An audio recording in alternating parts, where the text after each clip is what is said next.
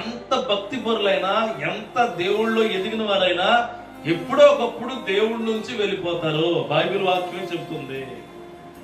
Bible వాక్యమే చెబుతుంది. Bible ద్వారా అనేక సార్లు పరిశుద్ధమైన గ్రంథం ద్వారా మనకు వివరించింది ఏంటంటే, నువ్వు తప్పక త్రొట్టిల్లుతావు, నువ్వు తప్పక మార్గం విడిచి వెళ్ళిపోతావు. దొంగను క్షమించడం ఏంటంటే, దొంగను క్షమిస్తారు ఎవరైనా. దొంగని ఎన్నో అత్యాచారాలు, ఎన్నో అఘాయిత్యాలు చేసి ఎంతో మంది పట్టును పెట్టేసుకుని ఎంతో దారుణంగా అతను హింసిస్తున్న దొంగని ఒక్క మాటకు ఏం చేశాడు?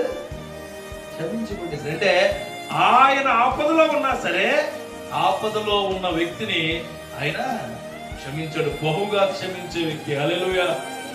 ఇస్కరియోతు యోధాను కూడా ఆయన ఒక్క మాట అంటే ఏం చేసేవాడేమో, క్షమించేవాడేమో. అందుకే నీకు చెప్తున్నాడు, సమృద్ధి అయిన సరఫరా నీకు కావాలంటే సమృద్ధి అయిన క్షమాపణ ఇచ్చే దేవుడు మన దగ్గర ఉన్నాడు. హల్లెలూయా. ప్రతిసారి మనల్ని అడుగుతూ ఉండాలి క్షమాపణ. నువ్వు ప్రార్థిస్తున్నప్పుడు ప్రతిరోజు నీ పాపాలను బట్టి క్షమాపణ అడుగుతావా?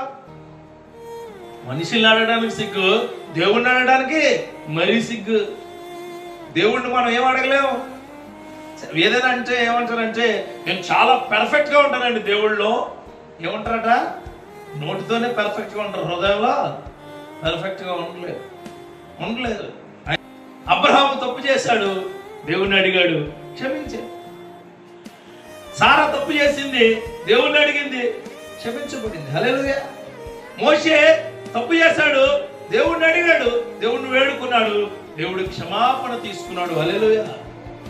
దావీదు ఘోరమైన పాపం చేశాడు, చాలా ఘోరం, వర్ణించలేని పాపం చేశాడు. ఆయన మహాకృపను పట్టుకుని అర్హత లేని వ్యక్తిని ఒక అర్హతలో ఉంచి, నిన్ను ఇట్లా ఉంచేస్తున్నాను దావీదు, నువ్వు గొప్పగా రాజులా ఏలు అన్నాడు. అయినా సరే మనం దేంట్లో పడిపోయాడు? మనోడు వెళ్ళి పాపంలో పడిపోయి మరలా ఆయన వైపు తిరిగితే నిన్ను నేను క్షమిస్తున్నాను అన్నాడు. హల్లెలూయా. దేవుడు నువ్వెంత తప్పు చేసినా, ఎంత పాపం చేసినా, ఎట్లాంటి పరిస్థితుల్లో నువ్వు వెళ్ళిపోయినా ఆయన దగ్గర బహుక్షమాపణ దాగి ఉంది. హల్లెలూయా. సమృద్ధి అయిన క్షమాపణ నీకు ఇవ్వబోతున్నాడు, గుర్తుపెట్టు. సమృద్ధి అయిన లైఫ్. చూడండి, కొంతమంది ఇంట్లో డబ్బులు ఉండవు, ఏముండవు, పిల్లలు బాగుంటారు, ప్రైజ్లో వాళ్ళు తెచ్చుకునే బాగుంటది. హల్లెలూయా. వాళ్ళు ఎక్కడికి వెళ్ళి నవ్వులు పూయిస్తుంటారు. హల్లెలూయా. వాళ్ళ కుటుంబాలు బాగుంటాయి, వాళ్ళు చర్చికి వస్తే ఆనందంగా ఉంటారు, చర్చి నుంచి ఇంటికి వెళ్తే ఆనందంగా ఉంటారు, వాళ్ళు ఎవరితో మాట్లాడినా చాలా ఆనందంగా ఉంటారు. వాళ్ళకి ఏంటి? గొర్రెలకు ఏదైతే ఆయన ఇస్తారన్నాడో ఆ జీవాన్ని వాళ్ళకి ఇచ్చాడు. వాళ్ళ కుటుంబము, జీవితం సమృద్ధిగా ఉంది. నీ జీవితం, నీ ఇంట్లో అట్లాంటివి లేవేమో చూసుకో. చర్చికి వచ్చినప్పుడే ఆనందంగా ఉంటున్నావేమో, ఇంట్లోకి వెళ్తే నువ్వు ఏ పని అన్నం, కొంతమంది అన్నం తింటారండి, ఎందుకు తింటారో కూడా తెలియదు. ఇది నిజాలు. అన్నం తింటారు, ఏదో ఆకలేస్తుంది కాబట్టి అన్నం తింటున్నారు. పడుకుంటారు కానీ నిద్ర రాదు. ఒకరితో మాట్లాడతారు, మైండ్ లో ఇంకోటి ఆలోచిస్తూ ఉంటారు. ఎక్కడికో వెళ్తూ ఉంటారు, దారిలో జస్ట్ నడుస్తూ ఉంటావు, నీ ఆలోచనల్ని ఇంకో చోట ఎక్కడో నడుస్తూ ఉంటాయి. నీ బాధలు, నీ కష్టాలు, నీ కన్నీళ్ళు, నీ ఇబ్బందులు. ఇవి కాదండి ఆయన. నీకు సమృద్ధి అయిన జీవం దేవుడిచ్చినప్పుడు, సమృద్ధి అయిన జీవితం దేవుడిచ్చినప్పుడు నువ్వు దేనికి భయపడద్దు, దేనికి వెరయొద్దు. హల్లెలూయా. బిడ్డలతో గడుపుతాడు, భార్యతో గడుపుతాడు, భర్తతో గడుపుతుంది, బంధుమిత్రులతో గడుపుతారు, సంఘంలో ఉన్న ప్రతి విశ్వాసతో గడుపుతారు, ప్రతి విధమైన క్రియల్లో నిలబడి ఉంటారు. వారే సమృద్ధి జీవితం కలిగిన వ్యక్తులుగా ఉంటారు. హల్లెలూయా. ఆలోచనలు అన్ని ఉన్నప్పుడు నీకు సమృద్ధి అయిన జీవం ఎక్కడ దొరుకుతుంది? దొరకదండి, దొరకదు. నువ్వు ఎక్కడికి వెళ్ళా, ఏ ప్రదేశానికి వెళ్ళా, ఎక్కడికి వెళ్ళా నీకు ప్రశాంతత గాని, సమాధానం గాని, శాంతి గాని దొరకదు. నీకు నిజమైన శాంతి, సమాధానము చర్చిలో దొరికితే ప్రతి చోట దొరుకుతాయి అన్ని. హల్లెలూయా. దేవుడు ఆ గొప్ప సమృద్ధి అయిన జీవితం నీకు ఇచ్చునుగాక. ఎందుకు నువ్వు వాక్యంతో కట్టబడలేక, వాక్యంతో ఉండలేక, నీ భార్యతో సమాధానం పడలేక, నీ భర్తతో ఉండలేక, నీ కుటుంబంతో సమాధానం లేక, నీ సంఘంలో సమాధానం లేక, నీ సంఘకాపుతో సమాధానం లేక, నీ యొక్క చెల్లి అక్కతోడో, అన్నతోడో, తమ్ముడితోడో సమాధానం లేక, అందుకే అంటున్నాడు ఆయన, సమస్త జ్ఞానమునకు మించిన సమాధానం నీకు ఇస్తున్నాను. హల్లెలూయా. అంటే సమృద్ధి అయిన సమాధానం కూడా ఎక్కడ దొరుకుతుంది మనకి? నువ్వు ఈ ప్రపంచంలో ఏ ప్రశ్న అయినా ఎవరి దగ్గర దొరకపోయినా క్రీస్తు దగ్గర దొరుకుతుందండి. ప్రైజ్ ది లార్డ్ అన్నట్టుగా. అందుకే అంటే చాలా మంది కన్నుతో తృప్తి పడేవారు, వాళ్ళ యొక్క తిండితో తృప్తి పడేవారు, చాలా వాళ్ళ ఆలోచనలు సంతోషాలతో తృప్తి. కొంతమంది చూడండి, బట్టలు కొంటాక రేం కొని అలా తిరిగి వచ్చేస్తారు, అదో తృప్తులకి. ఈ బ్యాచ్ ఉంటది, అలా వెళ్ళి మొత్తం షాపింగ్ మాల్ అంతా తిరిగి అలా ఇలాగ అన్ని చిక్ చేసి మొత్తం అన్ని కింద పడేసి బాగాలేదు ఇక్కడ వచ్చేస్తారు, అదో తృప్తి. కొంతమంది ఆటో ఎక్కుతారు, వెనకాల సీట్ కాలేకుండా అక్కడ కూర్చోండి, ఎదర్ సీట్లోనే కూర్చుంటారు, మూసుకొని రాలిపోయే వరకు అక్కడ కూర్చుంటారు. ఏ అంటే ఎదర్ సీట్లో కూర్చోవడం తృప్తుడికి. కొంతమంది బస్ టికెట్ తీసుకుంటారు, ఇక్కడ కూర్చోమంటే కూర్చోండి, కూర్చునే ఉంటాడు. కొంతమందికి ఆ విండో సీట్ లో కూర్చుని 2 చేతులు బయటకెట్టేస్తారు, ఎక్కడ తృప్తి రాడి. కానీ దేవుడు వాక్యం చెప్తుంది, సమృద్ధి అయిన తృప్తి నాలోనే దొరుకుతుంది అన్నాడు ఆయన. దేవునికి స్తోత్రం కలుగును గాక. ఈ ప్రపంచంలో నువ్వు ఏది వెతికినా, ఈ ప్రపంచంలో నువ్వు ఏది పట్టుకున్నా నీకు అట్లాంటి తృప్తి రాదు. కానీ నాలోనే నువ్వు తృప్తి పొందుతావు. ఎక్కువ ఒత్తిడిలో దేవుడు ఎక్కువ సంతోషాలు ఇస్తాడు. Praise the Lord. ఎక్కువ ఒత్తిడి ఉండాలి, ఎక్కువ ఒత్తిడి. అయిపోయిందిరా నా లైఫ్ అనుకున్నప్పుడు నాకు దేవుడు ఉన్నాడు. Praise the Lord. అయిపోయింది నా లైఫ్ అనుకున్నప్పుడు నాకు ఆ దేవుడు మాత్రమే తోడుగా ఉన్నాడు అనుకోవటమే అత్యధికమైన సంతోషం. ఈ ఉద్యోగం పోతుంది పోతుంది పోతుంది పోతుంది అన్నప్పుడు వద్దే పోనే, నాకు దేవుడు ఉన్నాడు. హల్లెలూయా. ఎగ్జామ్ ఫెయిల్ అయితే అవ్వడం, నా దేవుడు అమితమైన జ్ఞానంతో నన్ను తృప్తిపరుస్తాడు. నా కుటుంబం పాడైపోతుంది అందరూ అంటారు, నీ చుట్టుపక్కల ఉన్న వాళ్ళు అందరూ నేను అంటారు పాడైపోద్ది. ఆ టైంలో దేవుడు అంటాడు, నేనున్నాను, నీకు భయపడకు. హల్లెలూయా. నేనున్నాను, నీకు భయపడకు. నీ ప్రాణాన్ని తప్పరలా చేస్తా. నీ జీవితాన్ని నువ్వు చూడలేని, నువ్వు ఎప్పుడు ఊహించలేని అన్ని గొప్ప కార్యాలు నేను చేస్తా. సమృద్ధి అయిన సంతోషాన్ని నేను ఇస్తానంటాడు దేవుడు. సాతాను అంటాడు నువ్వు ఓడిపోయావంటాడు, సాతాను అంటాడు నువ్వు పడిపోయావంటాడు, సాతాను అంటాడు నువ్వు లేవలేవంటాడు, సాతాను అంటాడు నువ్వు ఇంక ఎప్పుడు కూడా పైకి లేచి నిలబడలేవంటాడు. నా దేవుడు అంటాడు నిన్ను పడగొచ్చేవాడు లేడు అంటాడు. దేవునికి స్తోత్రం కలిగినాక. నిన్ను పడగొచ్చేవాడే లేడు. నేనుండగా నీ మీద ఇంచు కూడా పడదు. హల్లెలూయా. నేనుండగా నీకు గొల్లియాతు వస్తాడా? రానే. సింహాల పోను ఉంటుందా? ఉండదే. నీకు ఎర్ర సముద్రం ఉంటుందా? ఉండదే. నీ చుట్టూ అనేక మంది ఉరి కంబాలు తయారు చేసి నిన్ను పట్టుకుంటూ ఉండాలా? ఉండే. నేను నీకు తోడుగా ఉన్నాను. హల్లెలూయా. ఒక దెబ్బతో గొల్లియాతును, ఒక మాటతో సింహాలను, ఒక అడుగుతో ఎర్ర సముద్రం 2 పాయలుగాను నేను చేసి పెడతాను అంటాడు ఆయన. దేవునికి స్తోత్రం కలుగును గాక. సాతాను నిన్ను పాడు చేస్తానంటే, సాతాను నీ సంతోషం తీసుకుంటానంటే, సాతాను నిన్ను పడగొడతానంటే, సాతాను నిన్ను లేవనెత్తలేనంటే, సాతాను నిన్ను అద్వితీయంగా నిన్ను పాడు చేద్దామంటే, నా దేవుడు మన కోసం సిలువ యాగమైపోయిన దేవుడు, మన కోసం రక్తము అర్పించిన దేవుడు అంటాడు, నా సంతోషం నీకు ఇస్తాను. హల్లెలూయా. చాలా మంది మనుషులు సంతోషంలో భాగస్వాములు అవుతానంటాడు, కానీ నా యేసయ్య నిన్నేమంటాడో తెలుసా? నా శాంతిని నీకు అనుగ్రహిస్తున్నాను. Praise the lord. నా సంతోషాన్ని నీకు ఇస్తున్నాను. నువ్వు పనిలో ఉన్నా, నువ్వు బడిలో ఉన్నా, నువ్వు ఎక్కడున్నా, నువ్వు ఏం చేస్తున్నా, నువ్వు ప్రయాణంలో ఉన్నా, నువ్వు ప్రార్థిస్తూ ఉన్నా, నువ్వు కుటుంబంలో ఉన్నా, నా శాంతిని నీకు ఇస్తున్నాను. Abundant happiness to you. Abundant. ఎంత గొప్ప శుభవార్తను మనం వింటున్నాం. దేవునికి స్తోత్రం కలుగును గాక.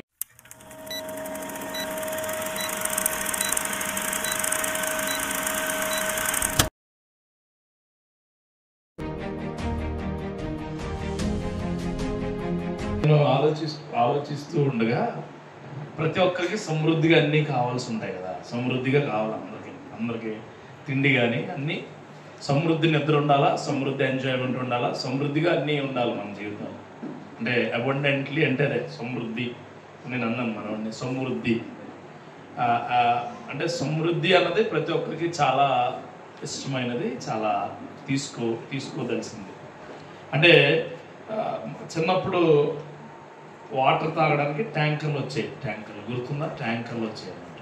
అంటే ఈ ఏరియా నెక్స్ట్ చలపల్లి ఏరియాకి వెళ్ళినప్పుడు ట్యాంకర్లు వచ్చి బిందులతో చాలా కుస్తీ పట్టేవారు.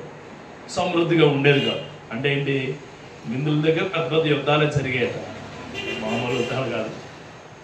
కొన్ని రోజులు అయిపోయిన తర్వాత ట్యాంకర్లు పోయి టైం టు టైము వాటర్ వచ్చేది. టైం టు టైం అంటే 4 రోజులకు ఒకసారి 5 రోజులకు ఒకసారి వాటర్ వదిలేవారు అప్పటి. కానీ ఇప్పుడు అంతా కూడా ఇప్పుడు కూడా లేదా, కానీ సమృద్ధిగా, అంటే మనం అనుకున్నప్పుడు సమృద్ధిగా ఎక్కడో చోట వాటర్ దొరుకుతుంది. అంటే ఎక్కడో వాటర్ ప్లాంట్కి వెళ్తాం. అంటే సమృద్ధి అయిన సరఫరా నీకు కావాలి అంటే నువ్వేం చేయాలి?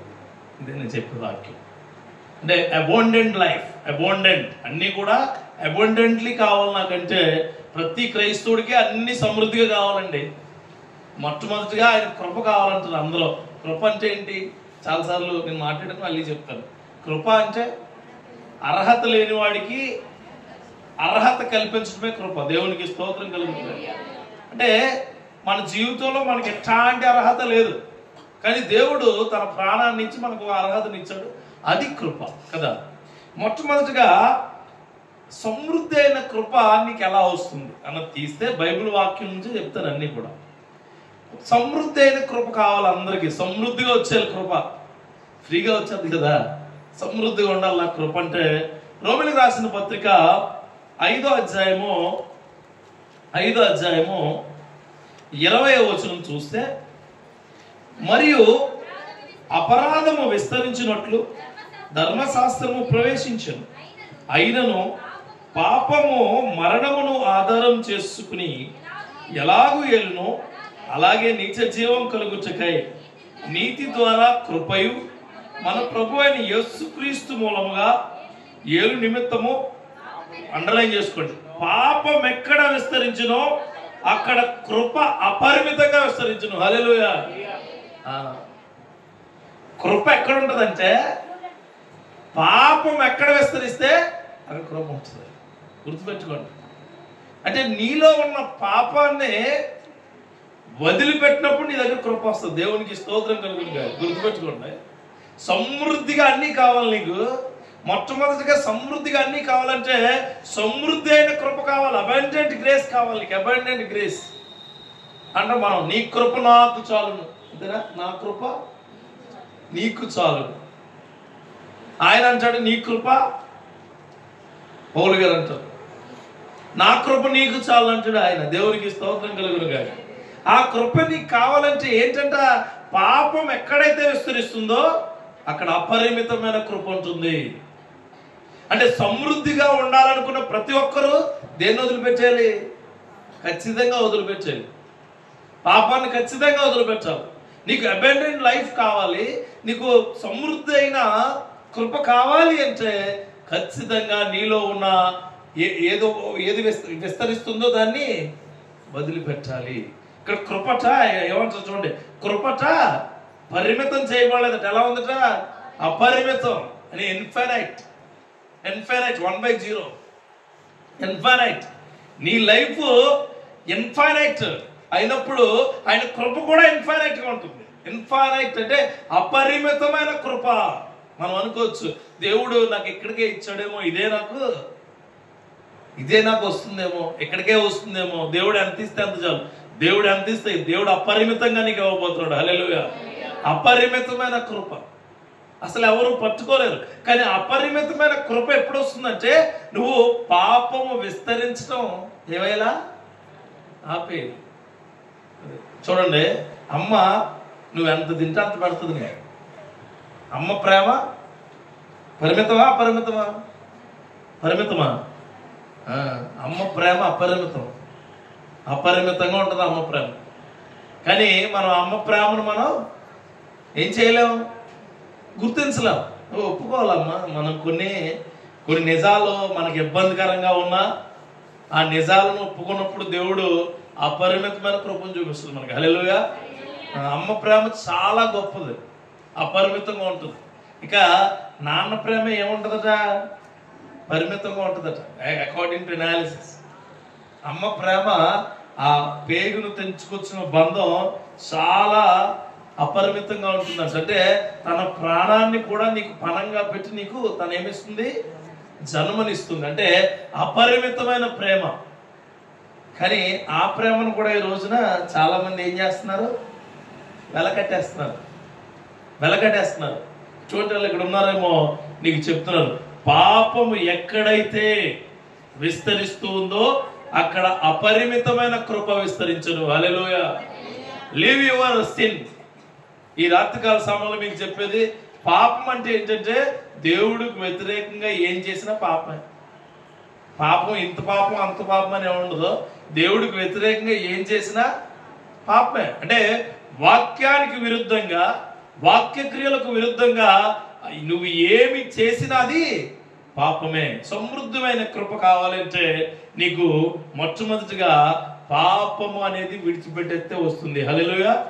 రెండవది వస్తుందండి, నాకు పాపం ఉంది, నేను ఏం చేయాలి? నాకు పాపం ఉంటే నేను ఏం చేయాలి? క్షమాపణ అడగాలి. దేవునికి స్తోత్రం. క్షమాపణ. ప్రతి మనిషి చాలా ఇబ్బంది పడేది ఎప్పుడో తెలుసా? క్షమించమని అడిగింది. ఇష్టానుసారంగా తప్పు చేసేస్తాడు, ఇష్టానుసారంగా నడిచేస్తాడు, ఇష్టానుసారంగా మాట్లాడేస్తాడు, ఇష్టానుసారంగా తను అనుకున్నది తను చేసేస్తాడు. అప్పుడు చాలా ఫ్రీగా చేసేస్తాడు. కానీ క్షమాపణ అడగడానికి ఎవరినో చూడండి, చూసుకోకుండా గబగబా టపటపా తొక్కేస్తాం కాలు. కానీ సారీ చెప్పడానికి ఇలా చూసాడా సారీ. నువ్వు తొక్కినప్పుడు చూసావా? నీకు తెలియని వ్యక్తి ఎవరో వచ్చి నేను ఏదో అంటే వెంటనే ఇసిరేస్తున్న మాట, వెంటనే విత్ ఇన్ మైక్రో సెకండ్స్ లో ఆమె మీద మాట ఇసిరేయడం కానీ ఆమె ఏదో అనేయడం కానీ జరిగిపోతుంది. కానీ ఇంటికి వెళ్ళాక నీకు అర్థమవుతుంది, ఏమో నేను తప్పు చేశానేమో అంటాం. క్షమాపణ కాదు, తప్పు చేసిన వ్యక్తి దగ్గరికి వెళ్ళి అమ్మా నన్ను క్షమించు అనడం నిజమైన క్షమాపణ. దేవునికి స్తోత్రం కలుగును గాక. ఆ నిజమైన క్షమాపణ నీకు ఖచ్చితంగా ఉండాలి. మా సేవా పరిచర్య విధానాల్లో తెలుసుకున్నది ఏంటంటే, ఖచ్చితంగా మనం ఏదైనా ఇబ్బందికరంగా ఉన్నప్పుడు ఆ మనిషి దగ్గరికి వెళ్ళి మనము క్షమించుమని అడిగే కృప ఉండాలి. హల్లెలూయా. క్షమాపణ అంటే చూడండి, ఒకసారి యెషయా గ్రంథము, యెషయా ప్రవక్త 55వ అధ్యాయంలో 7వ వచనంలో ఒక మాట అంటాడు ఆయన. చదువు. భక్తిహీనులు ఏం విడవాలి? మార్గాన్ని విడిచిపెట్టేయాలి. నేను దాంట్లోనే పట్టు కూర్చుంటానంటే కుదరదు. భక్తిహీనులకి భక్తులకి తేడా ఏంటండి? భక్తులంటే వాక్యం ప్రకారం నడుస్తారు, భక్తిహీనులు అంటే వాక్యం పట్టుకుని వాళ్ళు అనుకున్న దాని ప్రకారం నడుస్తారు. రెండింటికి తేడా అదే. అర్థమైందా? ఇద్దరిలో భక్తి ఉంటది. భక్తి పరులు అంటే దేవుడినే నమ్ముకుంటారు, భక్తిహీనులు తనను నమ్ముకుంటాడు. ఇద్దరు ఏం పట్టుకుంటారు? ఇద్దరు బైబిల్ పట్టుకుంటారు. ఇక్కడ అందరూ భక్తి పరులు ఉన్నారని నేను అనుకుంటున్నానా? అబ్బే, పోనీ ఇక్కడ అందరూ భక్తిహీనులు ఉన్నారా? ఇప్పుడు ఊపుతారు తల. నేను కాదండి, నేను చాలా సిన్సియర్ భక్తి పరురాలు, సిన్సియర్ భక్తి ఉండేదాన్ని కాదండి. కాదు. దేవుడు భక్తి పరులు అంటే మన జీవితంలో ఏం జరిగినా ఆయన చిత్తమని చూసేవాడు. హల్లెలూయా. భక్తిహీనుడు అంటే దేవుడు నా దగ్గర ఉన్నాడని తెలిసి కూడా నీకంటూ నువ్వు నిర్ణయించుకుని వెళ్ళిపోయేది. రెండేళ్ళకి తేడా. ఇక్కడ క్షమాపణ అన్నది చెప్తాను. క్షమాపణ అంటే నీ తప్పు నువ్వు తెలుసుకుని ఆ తప్పును ఇంకెప్పుడు చేయకూడదని నిర్ణయించుకోవడం. హల్లెలూయా. క్షమాపణ అంటే అది. చూడండి, ఇక్కడ అంటాడు ఆయన తర్వాత, దుష్టులు తమ తలంపులను మానవలను, వారు యెహోవా వైపు తిరిగిన యెడల ఆయన వారి యందు జాలిపడెను. వారు దేవుని వైపు తిరిగిన యెడల ఆయన బహుగా క్షమించును. సమృద్ధి అయిన క్షమాపణ ఎవరిస్తారండి? నువ్వు అడగట్లేదు, ఎవరిస్తున్నాడట? జస్ట్ నువ్వు తిరిగితే చాలట ఆయన వైపు. Just turn to God. ఇది ఎంత భక్తి పరులైనా, ఎంత దేవుళ్ళో ఎదిగిన వారైనా ఎప్పుడో ఒకప్పుడు దేవుడి నుంచి వెళ్ళిపోతారు. బైబిల్ వాక్యమే చెబుతుంది. బైబిల్ ద్వారా అనేక సార్లు పరిశుద్ధమైన గ్రంథం ద్వారా మనకు వివరించింది ఏంటంటే, నువ్వు తప్పక త్రొట్టిల్లుదావు, నువ్వు తప్పక మార్గం విడిచి వెళ్ళిపోతావు. అప్పుడు అందుకే ఆయన అంటున్నాడు ఏంటో చూడండి, వారు మన దేవుని వైపు, వారు మన దేవుని వైపు. మన దేవుడు అంటే మనకు తెలిసిన దేవుడి వైపు. హల్లెలూయా. మనకు తెలిసిన దేవుడి వైపు తిరిగినడలా ఆయన బహుగా క్షమించును. సమృద్ధి అయిన క్షమాపణ దేవుడిచ్చే అబెండెంట్, అసలు మామూలుగా ఉండదు క్షమాపణ. చాలా గొప్ప క్షమాపణ ఇస్తాడండి నీకు. చాలా, నువ్వు ఎట్లాంటి పాపం చేసినా క్షమించడానికి ఆయన సిద్ధంగా ఉన్నాడు. హల్లెలూయా. బహుగా క్షమిస్తాడట ఆయన, బహుగా. అంటే నీ ఆలోచనలో కూడా ఆ క్షమాపణ అందదు. దొంగను క్షమించడం ఏంటండి? దొంగను క్షమిస్తారు ఎవరైనా? దొంగని ఎన్నో అత్యాచారాలు, ఎన్నో అఘాయిత్యాలు చేసి ఎంతో మంది పట్టును పెట్టేసుకుని ఎంతో దారుణంగా అతను హింసిస్తున్న దొంగని ఒక్క మాటకు ఏం చేశాడు? క్షమించి పెట్టేశాడు. అంటే ఆయన ఆపదలో ఉన్నా సరే ఆపదలో ఉన్న వ్యక్తిని ఆయన క్షమించాడు. బహుగా క్షమించే వ్యక్తి. హల్లెలూయా. ఇస్కరియోతు యోధాను కూడా ఆయన ఒక్క మాట అంటే ఏం చేసేవాడేమో? క్షమించేవాడేమో. అందుకే నీకు చెప్తున్నాడు, సమృద్ధి అయిన సరఫరా నీకు కావాలంటే సమృద్ధి అయిన క్షమాపణ ఇచ్చే దేవుడు మన దగ్గర ఉన్నాడు. హల్లెలూయా. ప్రతిసారి మనల్ని అడుగుతూ ఉండాలి క్షమాపణ. నువ్వు ప్రార్థిస్తున్నప్పుడు ప్రతిరోజు నీ పాపాలను బట్టి క్షమాపణ అడుగుతావా? మనిషిని అడగడానికి సిగ్గు, దేవుణ్ణి అడగడానికి మరీ సిగ్గు. దేవుణ్ణి మనం ఏం అడగలేము. ఏదైనా అంటే ఏమంటారంటే నేను చాలా పర్ఫెక్ట్ గా ఉంటానండి. దేవుళ్ళలో ఏమంటారట? నోటితోనే పర్ఫెక్ట్ గా ఉంటారు, హృదయంలో పర్ఫెక్ట్ గా ఉండలేదు. ఆయన ముందు అంటాడు, వారు యెహోవా వైపు తిరిగినడలా ఆయన వారి యందు జాలి పడెను. కట్టసి చూపిస్తున్నట్టు ఆయన జాలి. ఎవరి ముందు? నువ్వు ఆయన వైపు తిరిగితే చాలు నీ మీద జాలి చూపుతాడు. జాలి చూపే దేవుడు మనకు తోడుగా ఉన్నాడు. సమృద్ధి అయిన క్షమాపణ ఇచ్చే దేవుడు నీకు నాకు తోడుగా ఉన్నాడు. రెండవది, సమృద్ధి అయిన క్షమాపణ నీకు ఇవ్వబోతున్నాడు. హల్లెలూయా. అబాండెంట్, అసలు మామూలు నువ్వు జస్ట్ ఆయన నీకు క్షమిస్తున్నాడట. నువ్వు అడగట్లేదు. ఎవరు? తిరిగితే చాలంట క్షమిస్తానన్నాడు ఆయన. తిరిగితే అబ్రహాము తప్పు చేశాడు, దేవుణ్ణి అడిగాడు, క్షమించే. సారా తప్పు చేసింది, దేవుణ్ణి అడిగింది, క్షమించబడింది. హల్లెలూయా. మోషే తప్పు చేశాడు, దేవుణ్ణి అడిగాడు, దేవుణ్ణి వేడుకున్నాడు, దేవుడు క్షమాపణ తీసుకున్నాడు. హల్లెలూయా. దావీదు ఘోరమైన పాపం చేశాడు, చాలా ఘోరం, వర్ణించలేని పాపం చేశాడు. ఆయన మహాకృపను పట్టుకుని అర్హత లేని వ్యక్తిని ఒక అర్హతలో ఉంచి నిన్ను ఇట్లా ఉంచేస్తున్నాను దావీదు, నువ్వు గొప్పగా రాజులా ఏలు అన్నాడు. అయినా సరే మనం దేంట్లో పడిపోయాడు? మనోడు వెళ్ళి పాపంలో పడిపోయి మరలా ఆయన వైపు తిరిగితే నిన్ను నేను క్షమిస్తున్నాను అన్నాడు. హల్లెలూయా. దేవుడు నువ్వెంత తప్పు చేసినా, ఎంత పాపం చేసినా, ఎట్లాంటి పరిస్థితులను వెళ్ళిపోయినా ఆయన దగ్గర బహుక్షమాపణ దాగి ఉంది. హల్లెలూయా. సమృద్ధి అయిన క్షమాపణ నీకు ఇవ్వబోతున్నాడు, గుర్తుపెట్టుకో. రెండవది, ఇక మూడవది క్షమించేసారు. ఇప్పుడు ఎవరైనా గొడవ పెట్టుకుంటే, ఇది ఒక సినారియో నుంచి రాసుకున్నాను. ఎవరితో అయినా మనం గొడవ పెట్టుకుంటే క్షమించేసిన తర్వాత వాళ్ళు క్షమించారనుకో, నువ్వు ఇంటికి చాలా సాటిస్ఫైడ్గా వస్తావు అన్నట్టు.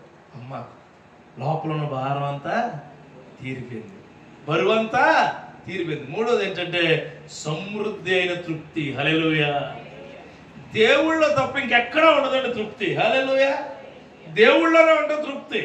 ఇప్పుడు మంచి బిర్యానీ దొరికితే కొంతమందికి అదో తృప్తి. మంచి బిర్యానీ దొరికింది అనుకోండి, గబగబా వేసేస్తారు. ఆ బిర్యానీలో మెత్తన ముక్క దొరికింది అనుకోండి, ఇంకా సూపర్ అసలు. అలా కాకుండా ఆ బిర్యానీలోతో పాటు గుడ్డు దొరికింది అనుకోండి, ఇంకా డబుల్ ట్రిపుల్ వచ్చేస్తాయి. ఆ బిర్యానీతో వేస్తున్నప్పుడు సరదాగా ఆ బిర్యానీ అలా వడ్డించినప్పుడు లెగ్ పీస్ దొరికింది అనుకోండి, ఎక్కడికో పరిగెట్టేస్తాయి మన లెగ్లో. కబ్ అంటే కొంతమంది కడుపు చూస్తే తృప్తి, కొంతమందికి కళ్ళుతో చూస్తే తృప్తి. కళ్ళు పొద్దున్న నుంచి సాయంత్రం వరకు చూస్తూ ఉంటారు బొమ్మలు పెట్టినాయి. అసలు మనకేం తీరదు, తృప్తి తీరదు. ఇంకా ఏదో కావాలా, ఇంకేదో కావాలా, కరెంటు పోవాలా. అంటే చాలా మంది కన్నుతో తృప్తి పడేవారు, గుండె వాళ్ళ యొక్క తిండితో తృప్తి పడేవారు, చాలా వాళ్ళ ఆలోచనలు సంతోషాలతో తృప్తి. కొంతమంది చూడండి బట్టలు కొంటాకెళ్తే రేం కొని అలా తిరిగి వచ్చేస్తారు, అదో తృప్తులకి. ఈ బ్యాచ్ ఉంటుంది, అలా వెళ్ళి మొత్తం ఆ షాపింగ్ మాల్ అంతా తిరిగి అలా ఇలాగ అన్ని చిక్కి చేసి మొత్తం అన్ని కింద పాడేసి బాగాలేదు ఇక్కడ వచ్చేస్తారు, అదో తృప్తి. కొంతమంది ఆటో ఎక్కుతారు, వెనకాల సీట్ కాలేకుండా అక్కడ కూర్చొని ఎదర్ సీట్లోనే కూర్చుంటారు, మూతుపలు రాలిపోయే వరకు అక్కడ కూర్చుంటారు. ఏ అంటే ఎదర్ సీట్లో కూర్చోవడం తృప్తుడికి. కొంతమంది బస్ టికెట్ తీసుకుంటారు, ఇక్కడ కూర్చోమంటే కూర్చోండి నుంచునే ఉంటాడు.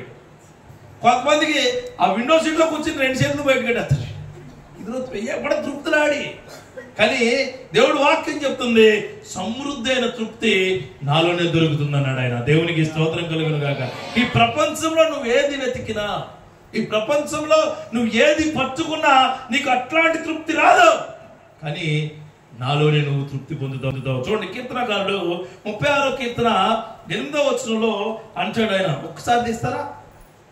చూడండి, 8 యూత్ ఖచ్చితంగా మీరు రాసుకుంటే 7 వచనాలు ఉంటాయి, 7 రాసుకోండి, అండర్లైన్ చేసుకోండి. అంటే అబాండెంట్ లైఫ్ కావాలంటే ఇవి ఖచ్చితంగా మన జీవితాల్లో ఉండాలి. అబాండెంట్ లైఫ్ అంటే అది అంటే దేవుడు మన చేత అంటే ఎవరో ఒక్కొక్కరి చేత ఒక్కొక్కలా మాట్లాడిస్తాడు. ఒక్కొక్కసారి మనకు అర్థమయ్యి మన జీవితంలో గుర్తుండిపోయి మాట్లాడిస్తాడు. ఆ టైంలో మనం ఖచ్చితంగా పెట్టుకోవాలి. దేవునికి స్తోత్రం కలుగును గాక. చూడండి, ఆయన అంటాడు, చూడండి, నీ మందిరం యొక్క సమృద్ధి వలన వారు సంతృప్తి పొందుతున్నారు. హల్లెలూయా. దేని వల్ల సంతృప్తి పొందుతున్నాడు? మందిరము. హల్లెలూయా. మందిరానికి వచ్చే ప్రాణం చాలా సంతృప్తి ఉంటుందట, చాలా సంతృప్తి. నిజంగా పెద్దవాళ్ళు ఉన్నారు ఇక్కడ కదా, ఈ ఏజ్ లో కూడా వాళ్ళు చర్చికి వస్తున్నారంటే, వాళ్ళు చర్చికి ఎందుకు వస్తున్నారంటే వాళ్ళకి సంతృప్తి అనే జీవితం అక్కడ దొరుకుతుంది. హల్లెలూయా. పిల్లలకి చాలా మందికి తెలియదు. పిల్లలకి మేము చాలా చోట్ల వాక్యంకి వెళ్ళినప్పుడు పెద్దవారు కూర్చుని అలా వింటూ ఉంటారు. అంటే ఓ 10-20 మంది వస్తే దాంట్లో ఒక 5-6 వింటారు, మిగిలిన వాళ్ళందరూ ఏం జరిగిందని తర్వాత వింటారు. ఏం చేస్తారు అది తెలిసి మీకు చెప్పట్లేదు, అది కులుకు తీస్తారు, అది ఇప్పుడు కూడా తీస్తున్నారు. అదే అనుకో తృప్తి. చర్చికి వెళ్ళే మోటంలో ఉండే తృప్తి వేరు. మళ్ళా అది సాతానుగాడు ఇచ్చే తృప్తి. ఎవరిస్తారు? The satisfaction of sleeping from the ఎవరు?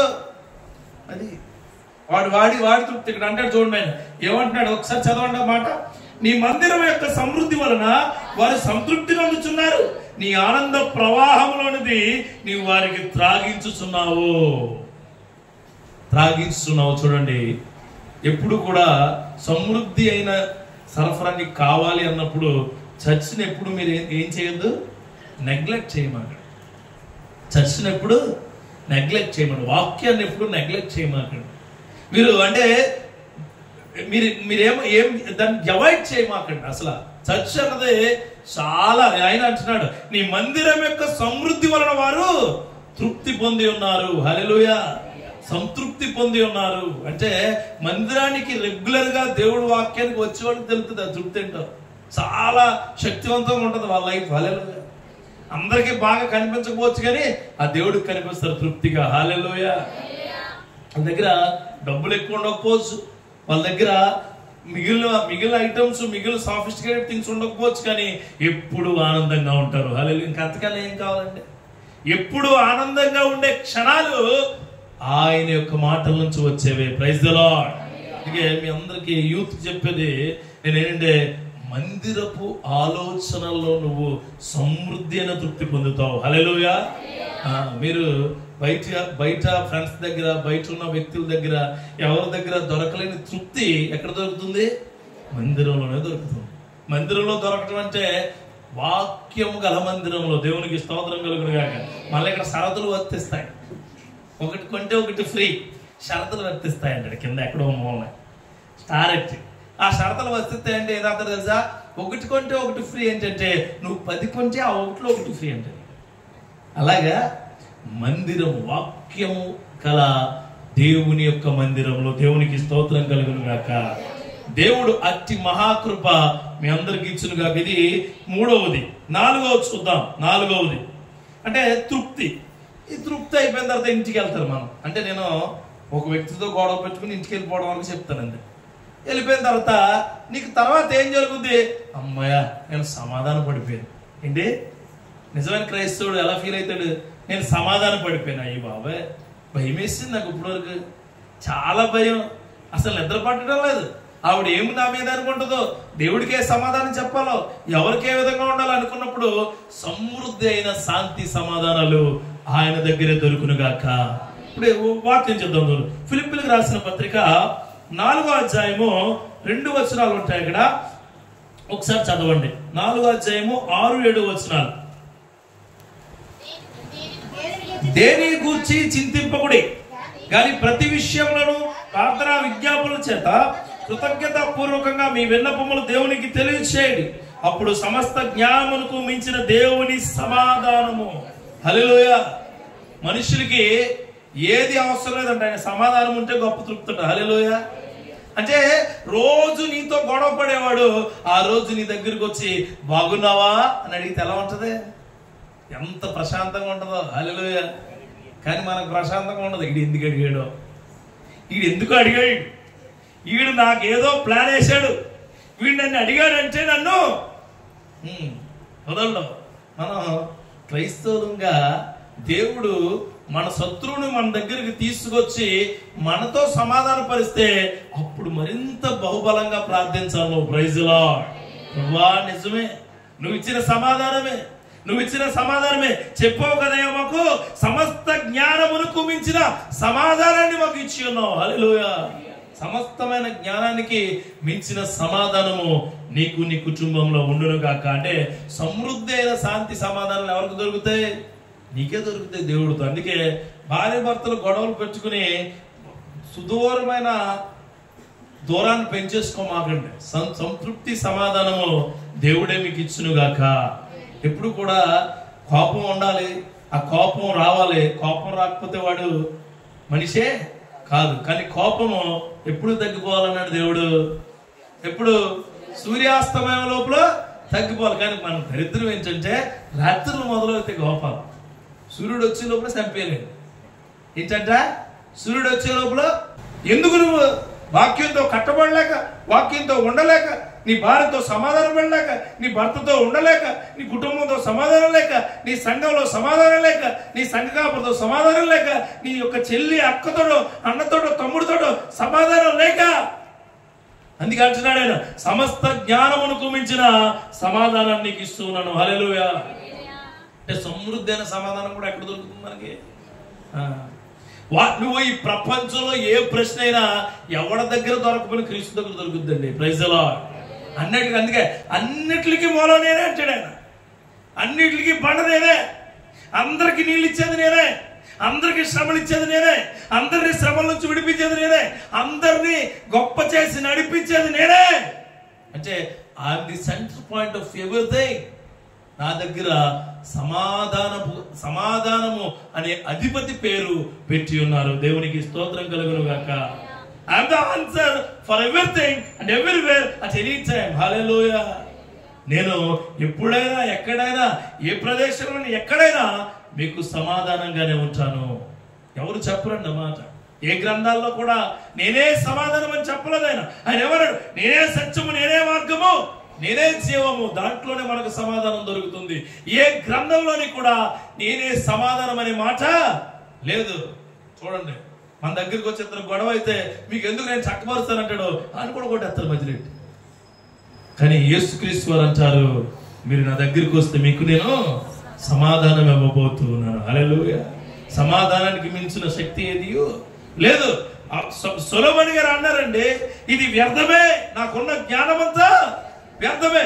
నాకు సమాధానం లేనప్పుడు, నాకు శాంతి లేనప్పుడు, నాకు ఈ సమాధాన క్రియలు లేనప్పుడు ఇదంతా కూడా వ్యర్థమే. నువ్వు చాలా టాలెంటెడ్ అవ్వచ్చు, సమాధానం పడలేని మనిషి అయితే నువ్వు వ్యర్థమే. నీకు బాగా డబ్బులు ఉండొచ్చు, సమాధానం పడలేని వ్యక్తి అయితే నువ్వు వ్యర్థమే. నీకు బాగా పరపతి ఉండొచ్చు, సమాధానం పడలేని వ్యక్తి అయితే నీకు వ్యర్థమే. ఈరోజు గర్వం ఉంటుంది, రేపు గర్వం ఉంటుంది, ఎల్లుండ గర్వం ఉంటుంది, కానీ నీ శరీరంలో ఈ బలహీనత మొదలైతూ ఉంటుంది. ఎప్పుడైతే ఆ దేవుడి ఎడల నువ్వు సమాధానపడి నువ్వు ఎవరితో అయితే వివాదాలు పెంచుకుంటూ ఉన్నావో వాళ్ళతో సమృద్ధి అయిన సమాధానము కలుగును గాక. ఆ మహాకృప దేవుడు మీకు దయచేయును గాక. సొలొమోను గారు అన్నారండి, ఇది వ్యర్థమే, నాకున్న జ్ఞానమంతా వ్యర్థమే. నాకు సమాధానం లేనప్పుడు, నాకు శాంతి లేనప్పుడు, నాకు ఈ సమాధాన క్రియలు లేనప్పుడు ఇదంతా కూడా వ్యర్థమే. నువ్వు చాలా టాలెంటెడ్ అవ్వచ్చు, సమాధానం పడలేని మనిషి అయితే నువ్వు వ్యర్థమే. నీకు బాగా డబ్బులు ఉండొచ్చు, సమాధానం పడలేని వ్యక్తి అయితే నువ్వు వ్యర్థమే. నీకు బాగా పరపతి ఉండొచ్చు, సమాధానం పడలేని వ్యక్తి అయితే నీకు వ్యర్థమే.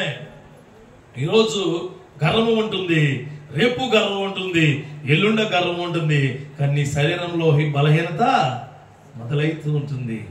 ఎప్పుడైతే ఆ దేవుడి ఎడల నువ్వు సమాధానపడి నువ్వు ఎవరితో అయితే వివాదాలు పెంచుకుంటూ ఉన్నావో వాళ్ళతో సమృద్ధి అయిన సమాధానము కలుగును గాక. ఆ మహాకృప దేవుడు మీకు దయచేయును గాక. అలా అన్నాడు. ఎప్పుడు పాపాన్ని ఎక్కడైతే విస్తృతుందో అక్కడ నా కృప అపరిమితంగా ఉంటుంది. హల్లెలూయా. నేను చాలా ఆనందపడ్డాను అది ఉన్నప్పుడు. ప్రభువా, నేను పాపిని అని ఒప్పుకుంటే నీ కృప అక్కడ ఉంటదే. నువ్వు ఘోరమైన పాపివని నువ్వు ఒప్పుకున్నప్పుడు ఆయన అమితమైన కృప నీ పైన ఉంటుంది. హల్లెలూయా. నిన్ను పాపి అంటే నీ కోపం వచ్చేస్తుంది. నిన్ను పరిశుద్ధుడు అంటే కాదంటది. పరిశుద్ధుడు కాదు, పాపి కాదు. పరిశుద్ధుడు కాదు, నువ్వు పరిశుద్ధురాలివి కాదు, అలాగని చెప్పి పాపివి కాదు. మరి ఏంటి నువ్వు? విశ్వాసినండి. విశ్వాస అంటే మళ్ళా పరిశుద్ధుడు కాదు, పాపి కాదట, విశ్వాసి. ఏ విశ్వాసమో? ఏ విశ్వాసివి? అపరిమితమైన విశ్వాసినండి. అబ్బో, అంటే నేను ప్రార్థన చేస్తే టైం తెలదండి, అంత విశ్వాసం. దేవునికి స్తోత్రం కలుగును గాక. గుర్తుపెట్టుకోండి, మన పాపం ఎక్కడైతే విస్తరిస్తుందో అక్కడ ఆయన అపరిమితమైన కృప ఉంటున్నాడు. చూడండి, తర్వాత శాంతి సమాధానం జరిగినప్పుడు ఆడి లైఫ్ లో ఎవరి ముందు ఎవరికి భయపడకుండా చాలా హ్యాపీగా బ్రతుకుతాడు కదా. అంటే సమృద్ధి అయిన జీవితం ఉంటుంది. అంటే అబండెంట్ లైఫ్. దేవునికి స్తోత్రం కలుగును గాక. Abundant life, abundant life. తనకు ఎగ్జామ్ ఉంటుంది, భయపడదు. జాబ్ ఉంటుంది, భయపడదు. డబ్బులు లేవు, భయపడదు. ఎవ్వరికి లోకంలో ఎవ్వరికి కూడా తలంచకుండా ఉండే జీవితమే సమృద్ధి అయిన జీవితం. హల్లెలూయా. దేవుడు వైపు తిరిగిన వాడు ఎవడికి తలంచుడు. Praise the Lord. ఏ వ్యక్తికి తలంచుడండి? అది సమృద్ధి అయిన జీవితం. నువ్వు క్రైస్తవుడు, క్రైస్తవురాలు, వేరే వాళ్ళ దగ్గరికి వెళ్ళి నువ్వు చెయ్యి చాపేలా ఉన్నావు అంటే నీ దగ్గర ఏం లేదు, సమృద్ధి అయిన ఆర్థికం లేదు, సమృద్ధి అయిన జీవితం నీకు లేదు. నువ్వు చాలా ప్రార్థన పరురాలు, నువ్వు చాలా ప్రార్థన పరుడు, కానీ పొద్దుట్లు ఎగితే నీకు నడుము నొప్పి, కాళ్ళు నొప్పి, హాస్పిటల్లో పెట్టేస్తున్నావు నీ డబ్బులన్నీ. ఎక్కడ? హాస్పిటల్లో. అంటే ఏంటి? నీకు సమృద్ధి అయిన ఏం లేదు, ఆరోగ్యం లేదు, సమృద్ధి అయిన ఆరోగ్యం లేదు. నీ చుట్టాలందరూ నిన్ను వెలువైపోయిన వాడిగా నువ్వు చూస్తూ ఉన్నావు. నీ మాట వెళ్ళి మాట్లాడుతుంటే వాళ్ళు అక్కడి నుంచి దూరంగా వెళ్ళిపోతారు. అంటే నీకు సమృద్ధి అయిన జీవితము లేదు. దేవుడు అంటున్నాడు, ఒకసారి యోహాను సువార్త 10:10, దొంగతనమును హత్యను నాశనమును చేయటకు వచ్చును గాని మరి దేనికి రాడో. తర్వాత చూడండి ఆ మాట, గొర్రెలకు జీవము కలుగుటకును అది సమృద్ధిగా కలుగుటకును నేను వచ్చిందని మీతో నిశ్చయముగా చెబుతున్నాను. దేవునికి స్తోత్రం కలుగును గాక. నీ దగ్గరకు వచ్చే దొంగ నిన్ను నాశనం చేయడానికి, నిన్ను పాడు చేయడానికి, నిన్ను ఎదగనివ్వకుండా ఉండడానికి, నిన్ను సర్వనాశనం చేసి నిన్ను బొజ్జు పెట్టడానికి వస్తాడు. కానీ నేను మీకు నిత్య జీవాన్ని ఇవ్వడానికి వస్తున్నాను. Praise the Lord. అది సమృద్ధైన జీవితం అండి. అది సమృద్ధైన జీవితం. రేపు ఏం జరిగిపోతుందో, రేపు ఉంటానో ఉండని భయపడేవాడు సమృద్ధి జీవితంలో ఉండడు.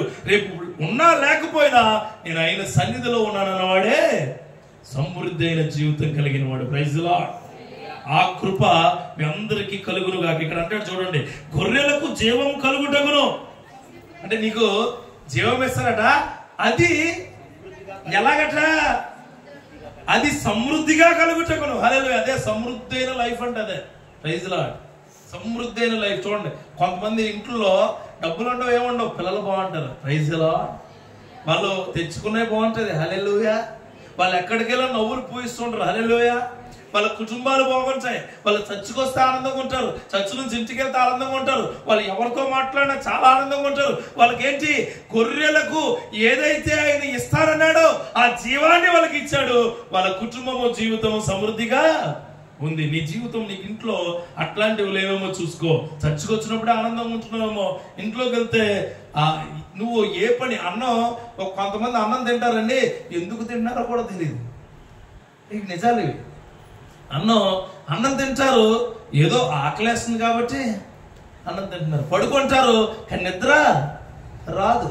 ఒకరితో మాట్లాడతారు, మైండ్లో ఇంకోటి ఆలోచిస్తూ ఉంటారు. ఎక్కడికో వెళ్తూ ఉంటారు, దారిలో జస్ట్ నడుస్తూ ఉంటావు, నీ ఆలోచనల్ని ఇంకో చోట ఎక్కడో నడుస్తూ ఉంటాయి. నీ బాధలు, నీ కష్టాలు, నీ కన్నీళ్ళు, నీ ఇబ్బందులు. ఇవి కాదండి ఆయన. నీకు సమృద్ధి అయిన జీవం దేవుడిచ్చినప్పుడు, సమృద్ధి అయిన జీవితం దేవుడిచ్చినప్పుడు నువ్వు దేనికి భయపడద్దు, దేనికి వెర్రియొద్దు. హల్లెలూయా. బిడ్డలతో గడుపుతాడు, భార్యతో గడుపుతాడు, భర్తతో గడుపుతుంది, బంధుమిత్రులతో గడుపుతారు, సంఘంలో ఉన్న ప్రతి విశ్వాసితో గడుపుతారు, ప్రతి విధమైన క్రియల్లో నిలబడి ఉంటారు. వారే సమృద్ధి జీవితం కలిగిన వ్యక్తులుగా ఉంటారు. హల్లెలూయా. ఈ చెప్పిన మాట ఖచ్చితం చెప్తున్నాను, గుర్తుపెట్టుకోండి. ఇక నువ్వు వాక్యం వింటూ కూడా రేపు నేను ఆ పరిస్థితి ఎలా ఎదుర్కోవాలని ఆలోచించే వాళ్ళు ఉన్నారు. అక్కడ దేవుడు ఆ పరిస్థితిని కొట్టివేయబోతున్నాడు. హల్లెలూయా. దేవుడు రేపు పొద్దుట నువ్వు ఎదుర్కోబోయే పరిస్థితిని కొట్టివేయబోతున్నాడు. హల్లెలూయా. అది ఎవరైతే ఆలోచిస్తున్నారో అలాగే, ఎవరైతే ఆలోచిస్తున్నారో అలాగే. రేపటి కోసం చింతిద్దున్నాడు ఆయన. ప్రార్థన విజ్ఞాపనల చేత, స్తుతుల చేత నన్ను నువ్వు గణపరచు, నీకు నేను సమృద్ధి అయిన క్రియలు చేసి పెడతాను. Praise lord. ఎవరిస్తారండి అంతకన్నా? కొంతమంది పాట పాడుతూ ఉంటారు, పాపం పాట ఏదో పాడమన్నారు కానీ పాడతారు, వాళ్ళ మైండ్లో ఇంకా కొంతమంది గాంగో కొడతారు, ఏదో కొడుతున్నాం అంతే, కొట్టాను లీనం అయిపోయి కొట్టాలి. దేవునికి స్తోత్రం కలుగు. మనం అందరం ఆరాధన చేసుకుందాం. నుంచోడంటారు పాస్టర్ గారు, నేను చూస్తా ఉన్నాను. అవలేదా? 2 చరణాలు పాడేస్తాడే ఈయన. అయ్యి బాబాయ్ 3 కూడా పాడేస్తాడు. ఎప్పుడు ఉద్దేశించో ఈ ఆలోచనలు అన్నీ ఉన్నప్పుడు నీకు సమృద్ధి అయిన జీవం ఎక్కడ దొరుకుతుంది? దొరకదండి, దొరకదు. నువ్వు ఎక్కడికి వెళ్ళినా, ఏ ప్రదేశానికి వెళ్ళినా, ఎక్కడికి వెళ్ళినా నీకు ప్రశాంతత కానీ, సమాధానం కానీ, శాంతి కానీ దొరకదు, దొరకదు. నీకు నిజమైన శాంతి సమాధానము చర్చిలో దొరికితే ప్రతి చోట దొరుకుతాయి అన్ని. హల్లెలూయా. దేవుడు ఆ గొప్ప సమృద్ధి అయిన జీవితం నీకు ఇచ్చునుగాక, నీకు ఇచ్చునుగాక. చూడండి, నెక్స్ట్ ఫిలిప్పీలకు రాసిన పత్రిక. అంటే ఓకే, జీవితం దొరికింది. ఈ జీవితంతో చాలా ఇటు బయటకు వచ్చినప్పుడు, ఇంట్లో ఉన్నప్పుడు, చుట్టాల దగ్గరికి వెళ్ళినప్పుడు, లేకపోతే చర్చిలోకి వచ్చినప్పుడు ఎంత హ్యాపీగా ఉంటాడండి, ఎంత హ్యాపీ. పేతురు గారు కూడా చాలా కంగారు వస్తుందట, చాలా కంగారు ఎక్కువ. మరి బాబు అక్కడ వలయరా బాబు అంటే రాత్రి వేసాను పడలా అన్నాడండి. వెంటనే ఇప్పుడు ఇప్పుడు మళ్ళీ ఏమన్నా ఇప్పుడు వేయ లోపలికి వెళ్ళేవే, మరి పదండి వేసేద్దామని వేసాడండి. కంగారు, కంగారు. ఇదిగో ఆయన పట్టుకున్నారు అంటే నేను పారిపోతాను అంతే. గన్ షాట్ పారిపోయాడు. వెంటనే దొరికి ఇదిగో నువ్వు ఆయనతో తిరిగావు కదా, చూడడానికి మాత్రం నాకు లేదు. నువ్వు తిరిగావు, నేను తిరగలేదు. నువ్వు తిరిగావు, నువ్వు తిరగలేదు అన్నానుగా. అందుకే అంటున్నాడు ఆయన సమృద్ధి అయిన happiness. Hallelujah. Abundant happiness. Abundant. కాలేజ్కి వెళ్తున్నా, ఎగ్జామ్ రాస్తున్నా, ఇంట్లో ఉన్నా, హాస్పిటల్లో ఉన్నా, ఉద్యోగం చేస్తున్నా, చర్చిలో ఉన్నా, నువ్వు ఎక్కడున్నా సంతోషంలో ఉందుగాక. హల్లెలూయా. సంతోషం. పని చేస్తున్నా, ఎండున్నా, వర్షం వచ్చినా, చలి పెట్టినా, నువ్వు ఏ పరిస్థితిలో ఉన్నా నీ హృదయం సంతోషముతో ఉండునుగాక. ఆ క్రియల్లో మనం బ్రతకాలండి. ఆ క్రియలు ఇవ్వడము గొప్ప, చాలా గొప్ప విషయం.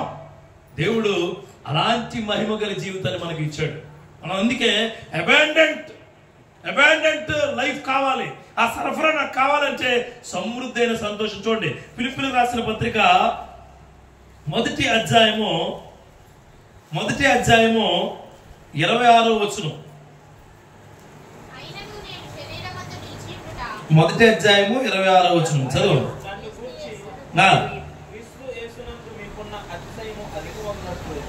నన్ను గూర్చి క్రీస్తు యేసునందు మీకున్న అతిశయమును అధికమగునట్లు మీరు విశ్వాసమునందు అభివృద్ధియు ఆనందమును పొందు నిమిత్తము నేను జీవించి మీ అందరితో కూడా కలిసి ఉందని నాకు తెలియను. హల్లెలూయా.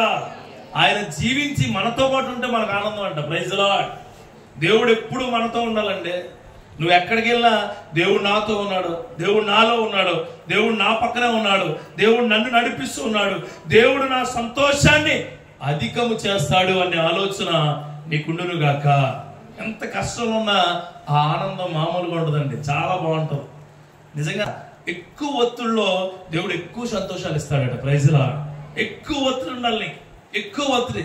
అయిపోయింది నా లైఫ్ అనుకున్నప్పుడు నాకు దేవుడు ఉన్నాడు. Praise the lord.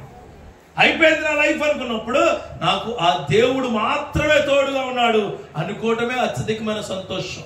ఈ ఉద్యోగం పోతుంది పోతుంది పోతుంది పోతుంది అన్నప్పుడు వద్దే పోనే నాకు దేవుడు ఉన్నాడు. హల్లెలూయా. ఎగ్జామ్ ఫెయిల్ అయితే అవ్వడం నా దేవుడు నిమిత్తమైన జ్ఞానంతో నన్ను తృప్తిపరుస్తాడు. నా కుటుంబం పాడైపోతుంది అందరూ అంటారు, నీ చుట్టుపక్కల ఉన్న వాళ్ళు అందరూ నేను అంటారు పాడైపోద్ది. ఆ టైంలో దేవుడు అంటాడు, నేనున్నాను నీకు భయపడకు. హల్లెలూయా. నేనున్నాను నీకు భయపడకు. నీ ప్రాణాన్ని తప్పరలా చేస్తా. నీ జీవితాన్ని నువ్వు చూడలేని, నువ్వు ఎప్పుడు ఊహించలేని అన్ని గొప్ప కార్యాలు నేను చేస్తా. సమృద్ధి అయిన సంతోషాన్ని నేను ఇస్తానంటాడు దేవుడు. Praise the Lord. సాతాను అంటాడు నువ్వు ఓడిపోయావంటాడు, సాతాను అంటాడు నువ్వు పడిపోయావంటాడు, సాతాను అంటాడు నువ్వు లేవలేవంటాడు, సాతాను అంటాడు నువ్వు ఇంక ఎప్పుడు కూడా పైకి లేచి నిలబడలేవంటాడు. నా దేవుడు అంటాడు నిన్ను పడగొట్టేవాడు లేడు అంటాడు. దేవునికి స్తోత్రం కలుగుగాక. నిన్ను పడగొట్టేవాడు లేడు, నిన్ను పడగొచ్చేవాడే లేడు. నేనుండగా నీ మీద ఇంచు కూడా పడదు. హల్లెలూయా. నేనుండగా నీకు గొల్లియాతు వస్తాడా రానే, సింహాల పోనుంటుందా ఉండదే, నీకు ఎర్ర సముద్రం ఉంటుందా ఉండదే, నీ చుట్టూ అనేక మంది ఉరి కంబాలు తయారు చేసి నిన్ను పట్టుకుంటూ ఉండాలా ఉండే, నేను నీకు తోడుగా ఉన్నాను. హల్లెలూయా. ఒక దెబ్బతో గొల్లియాతును, ఒక మాటతో సింహాలను, ఒక అడుగుతో ఎర్ర సముద్రం 2 పాయలుగాను నేను చేసి పెడతాను అంటాడు ఆయన. దేవునికి స్తోత్రం కలుగును గాక. సాతాను నిన్ను పాడు చేస్తానంటే, సాతాను నీ సంతోషం తీసుకుంటానంటే, సాతాను నిన్ను పడగొడతానంటే, సాతాను నిన్ను లేవనెత్తలేనంటే, సాతాను నిన్ను అద్వితీయంగా నిన్ను పాడు చేద్దామంటే, నా దేవుడు మన కోసం సిలువ యాగమైపోయిన దేవుడు, మన కోసం రక్తము అర్పించిన దేవుడు అంటాడు నా సంతోషం నీకు ఇస్తాను. హల్లెలూయా. చాలా మంది మనుషులు సంతోషంలో భాగస్వాములు అవుతానంటాడు, కానీ నా యేసయ్య నిన్నేమంటాడో తెలుసా? నా శాంతిని నీకు అనుగ్రహిస్తున్నాను. Praise the lord. నా సంతోషాన్ని నీకు ఇస్తున్నాను. నువ్వు పనిలో ఉన్నా, నువ్వు బడిలో ఉన్నా, నువ్వు ఎక్కడున్నా, నువ్వు ఏం చేస్తున్నా, నువ్వు ప్రయాణంలో ఉన్నా, నువ్వు ప్రార్థిస్తూ ఉన్నా, నువ్వు కుటుంబంలో ఉన్నా, నా శాంతిని నీకు ఇస్తూ ఉన్నాను. Abundant happiness to you. Abundant. ఎంత గొప్ప శుభవార్తను మనం వింటూ ఉన్నాం. దేవునికి స్తోత్రం కలుగును గాక.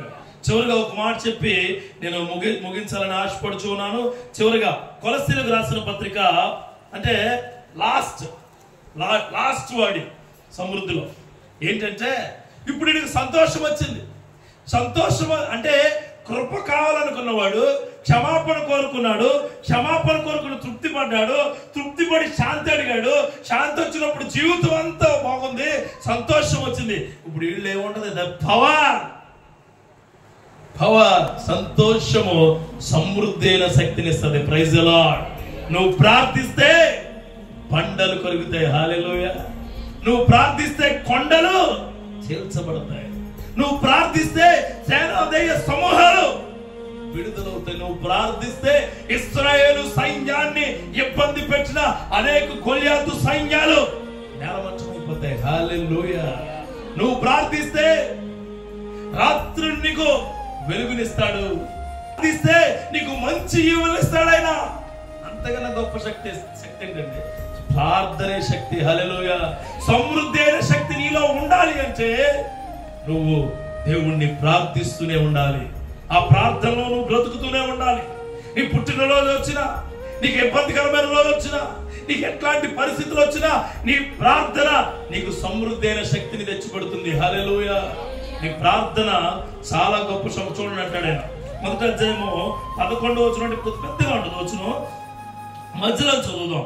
ప్రతి సత్కార్యము ఆయన చిత్తము పూర్ణముగా గ్రహించిన వారినై ప్రతి సత్కార్యములో సఫలులగుచు దేవుని విషయమైన జ్ఞానమునందు అభివృద్ధి పొందుతూ అన్ని విషయంలో ప్రభువును సంతోషపెట్టినట్లు ఆయనకు తగినట్లుగా నడుచుకునవల్లని ఆనందంతో కూడిన పూర్ణమైన ఓర్పును దీర్ఘశాంతమును కనపరిచినట్లుగా ఆయన మహిమ శక్తిని బట్టే సంపూర్ణ బలముతో బలపరచవలని తేజోవాసులైన పరిశుద్ధుల స్వాస్థ్యమును పాల్యవారమన్నట్టు మనల్ని పాత్రులుగా చేసిన తండ్రికి మీరు కృతజ్ఞతాస్తుతులు చెల్లింపులని దేవుని బతిమాలుచున్నాను.